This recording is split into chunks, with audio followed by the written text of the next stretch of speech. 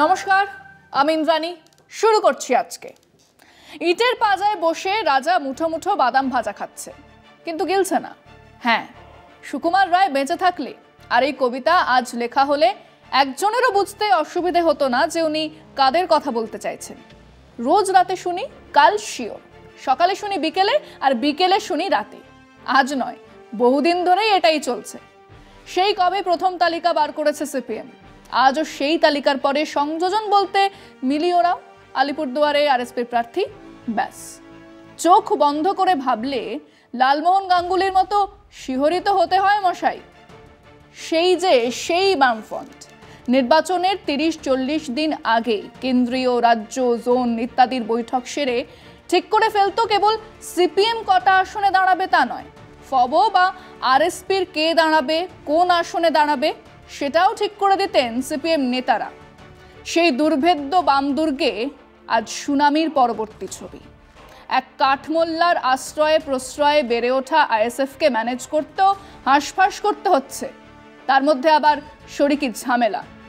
যারা এতদিনে নিজের পায়ে দাঁড়িয়েছেন, সাধে কি আর বলে সর্বহারা শৃঙ্খল ছাড়া হারানোর কিছু নেই। আজ সিপিআই বা ফবো বা আরএসপির হারানোর কি আছে? তাদের একজনই রাজ্য থেকে সাংসদ নির্বাচিত হবেন এমন দুরাশা তো তাদের নেই। মন্ত্রিত্বের ভাগাভাগি নেই। সিপিএম রক্তচক্ষু দলের মধ্যে দেখাতে পারছে না, তো দলের বাইরে আর কি হবে? কাজেই শরিকরা জানিয়ে দিয়েছেন সাকুল্যে বরাদ্দই আসন তারা ছাড়বেন না। ওদিকে নয়া কাঠমোল্লাদের চাহিদা বিরাট, এবং এসব তামাশা চলছে প্রকাশ্যে। কাজেই সেটাই আমাদের বিষয় আজকে। বাম কংগ্রেস আব্বাস জোট কতদূর, জটিলতা কোথায়? লোকসভা ভোটে রাজ্য কেন্দ্রের দুই শাসকের বিরুদ্ধে জোট বাঁধতে চেয়েছিল বাম কংগ্রেস। আবার বামেরা, বিশেষত সিপিএম এর আগ্রহ বেশি আইএসএফ এর সঙ্গে আসন রফা করে ভোটে নামা। এ নিয়ে টালবাহানা আজও অব্যাহত।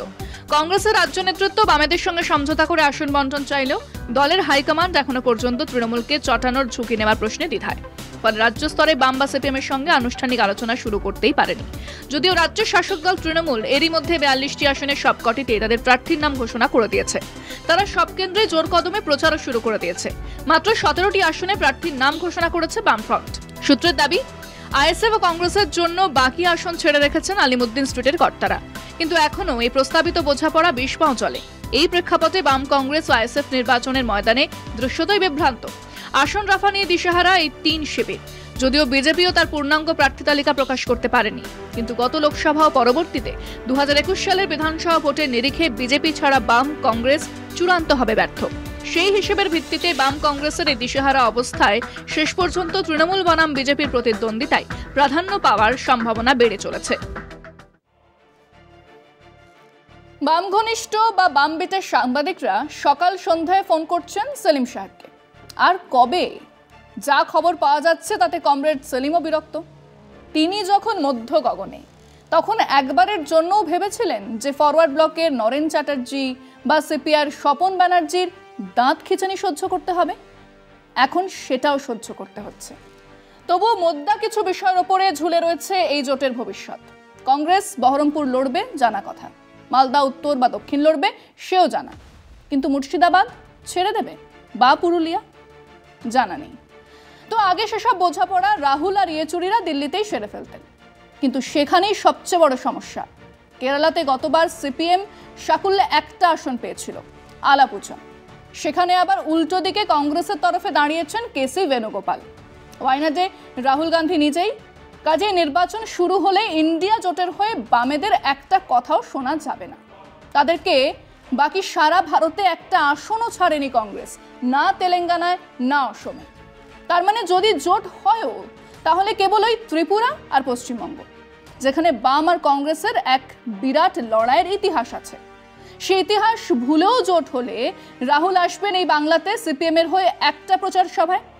ইয়েচুরি যাবেন নাকি ওয়াইনাডে তার লোকে বলে ভাবশিষ্য রাহুল গান্ধীর প্রচারে? কাজেই গুচ্ছের স্ববিরোধিতা নিয়ে দলের মধ্যেই নানান মত ঘুরছে।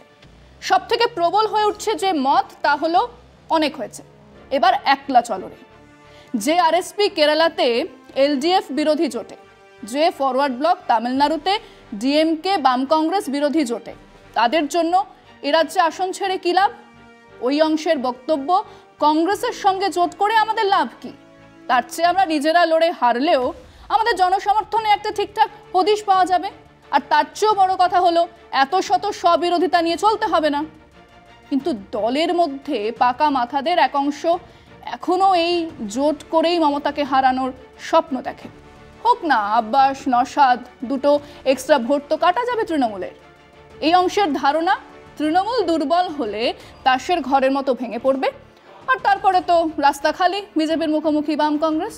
এই দুই মতে টানাপোড়েনের ফাঁক ফোকরে ফবো, আরএসপি, সিপিআই। আর আগের সেসব দল, বিপ্লবী বাংলা কংগ্রেস বা মার্ক্সবাদী ফরওয়ার্ড ব্লক, সোশ্যালিস্ট পার্টি ইত্যাদি, কোথায় গেল কে জানে।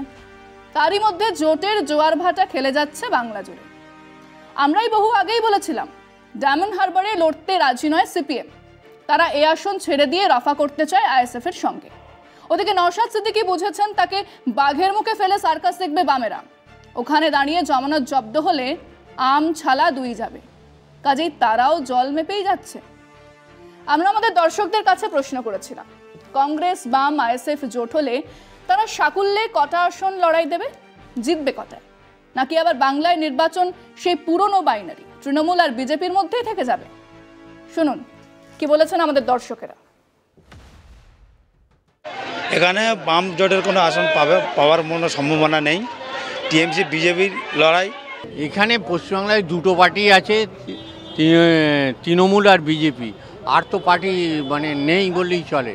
তৃণমূল কংগ্রেসের প্রতিদ্বন্দ্বী হিসাবে বিজেপি ছাড়ার কেউ নাই। আর বাকিরা যারা জোটফোট করছে এরা অ্যাকচুয়ালি বিজেপির দোসর। আইএসএফ আর কংগ্রেস সিপিএম যে জোট হয়েছে ওদের কোনো টার পাবে না, একদম জিরো থাকে। সে জোটফোট নাই, তবে গোটা ভারতবর্ষে এখন একটাই মোদি লেহের। দেখুন, জেতা সম্ভব না গল্প কথা নয়। মানুষ যেভাবে তৃণমূল বিজেপির দিক থেকে মুখ ফিরিয়ে নিচ্ছে, মানুষ এটা জানে যে এই তৃণমূলের পাশে থেকে বিজেপিকে হারানো সম্ভব নয়। দেখুন, লোকসভা ভোট তো, এতে যে ভোটের পার্সেন্টেজ 43% মতো পাবে সেই গেইন করবে, ঠিক আছে। এবার বক্স ভোট যাদের বেশি আছে তারা 43% পাবে। এইটা হচ্ছে মেল ব্যাপার, কারণ বামফ্রন্টের বা এদের ভোটের পার্সেন্টেজ অলরেডি কমে গেছে। আইএসএফ, আপনার বামফ্রন্ট এবং কংগ্রেস এরা যৌথভাবে লড়ে কোনো এদের লাভ নেই। একটিও সিট এদের বার করার ক্ষমতা নাই। আর আপনার যেটা লড়াই হওয়ার কথা সেটা বর্তমানে দেখছি যে তৃণমূলের সঙ্গে বিজেপিরই হবে। জনগণের মত প্রায় এসে গেছে আমাদের কাছে পরিষ্কার। মানুষ চাইছে উন্নয়নের স্বার্থে যা করেছে মমতা ব্যানার্জি, এখানে তৃণমূল ছাড়া দ্বিতীয় প্রকল্প আসতে পারে না। এই মুহূর্তে যা পরিস্থিতি তাতে দুটো একটা আসন পেতে পারে ওরা। এখানে মোটামুটি ধরা যেতে পারে বিজেপির সঙ্গেই প্রধান শক্তি হিসাবে বর্তমানে দেখা যাচ্ছে। কেন্দ্রের যে ভাবমূর্তি তাতে কেন্দ্রে মানে বিজেপিটাই বেশি শক্তিশালী হয়ে উঠেছে। আমার ধারণা তৃণমূল বিজেপির সাথে মূল লড়াই হবে।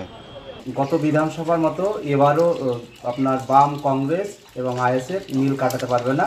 এখানে তৃণমূলই সব থেকে বেশি সিট পাবে, বিজেপি দু একটা পেলেও পেতে পারে। তৃণমূল ভার্সেস বিজেপি লড়াই। এখানে আইএসএফ সিপিএম বলে বিগত দিকে যা দেখেছি আমরা, আগের মানে ইলেকশনগুলো দেখেছি, তাতেও কোনো ফলাফল করতে পারবে না। বাম আর আইএসএফ সেরকম সংগঠন নাই, তবে তৃণমূল আর বিজেপির মধ্যে মেন মূল লড়াইটা হবে। যদি ওয়েস্ট বেঙ্গল বলেন অবশ্যই তৃণমূলের সঙ্গে বিজেপির। বিজেপি এখানে জাতপাতের রাজনীতি করে, বিজেপি এই বাংলায় জাতপাতের রাজনীতি চলবে না। এখানে বাম, কংগ্রেস, আইএসএফ এর জোট আর তৃণমূলের সঙ্গে কন্টেস্ট হবে। বিজেপি তৃণমূলের মধ্যেই লড়াই হবে। জোটে আমার মনে হয় না যে কিছু হবে। Main focus Trinamool versus BJP. আর এই যে কংগ্রেস বাম এরা যে একটা পায় 7-8%, 6% এর মধ্যেই থাকবে। বিজেপি আর তৃণমূলই, ঠিক আছে। এখানে আইএসএফ আর বাম কংগ্রেসের জোটটা হয়েছে, এদের কোনো অস্তিত্ব থাকবে না। এখানে যা সিচুয়েশান, বাম বা আইএসএফ জোটে খুব একটা কাজ হবে না। না, পশ্চিমবাংলায় তেমন কোনো এক্ষুনি নেই। এক্ষুনি লড়াই হচ্ছে গিয়ে তৃণমূল আর বিজেপি। বর্তমান সময়ে বাংলায় তৃণমূলের বিরুদ্ধে করার মতো কোনো দল নেই। তবে যতটুকুই লড়াই দেবে বিজেপি আর আইএসএফ, কংগ্রেস, সিপিআইএম যে জোট বলছেন সেই জোটে একটিও আসন ওরা জিততে পারবে না। ওনার কাছে কোনো জোট, কোনো বিরোধী, কোনো কিছু টিকবে না। মমতা বন্দ্যোপাধ্যায় উন্নয়নই শেষ কথা বলে। 1952-তে সিপিআই প্রার্থী কমল বসু, যিনি পরে কলকাতার মেয়র হয়েছিলেন। 1957-তে আন্ডারগ্রাউন্ডে থেকেই লড়ে জিতেছিলেন তেভাগা আন্দোলনের প্রবাদ প্রতিম নেতা কংসারী হালদার। সে এক অসাধারণ মুহূর্ত। প্রার্থী পালিয়ে বেড়াচ্ছে, আজ এখানে হঠাৎ হাজির তো পরক্ষণেই হাওয়া। মানিক বন্দ্যোপাধ্যায়ের হারানের নাজ্জামাই পড়ে ফেলুন। তিনি মানুষের সমর্থন নিয়েই জিতেছিলেন, হিন্দু বা মুসলমান ভোট নিয়ে নয়। এরপর 1962-তে একবার মাত্র কমিউনিস্টরা হেরেছিল। আবার 1967 থেকে 2009 পর্যন্ত 11 বার ডায়মন্ড হারবার আসনে জিতেছে কমিউনিস্টরা। আজ সেই কমিউনিস্টরা সেই আসন কাকে ছেড়ে দিচ্ছে? ফুরফুরা শরীফের এক কাঠমোল্লার তোল্লা দেওয়া দল, এক পীরজাদা নওশাদ সিদ্দিকীর হাতে।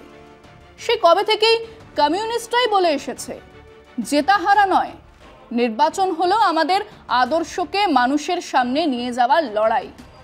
আজ তাদের এই করুণ ছবি বলে দেয়, আর যাই হোক, এই বাংলার বামফ্রন্টে কোনো কমিউনিস্ট নেই।